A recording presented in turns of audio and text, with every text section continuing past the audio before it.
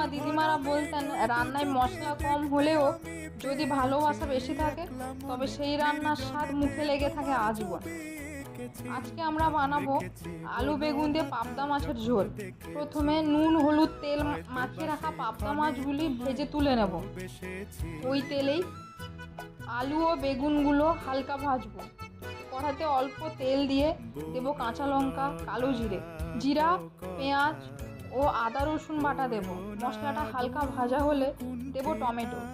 নুন হলুদ ও লঙ্কা দিয়ে মশলাটা একটু ভাজবো। পরিমাণ মতো জল দিয়ে মশলাটা ভালো করে কষিয়ে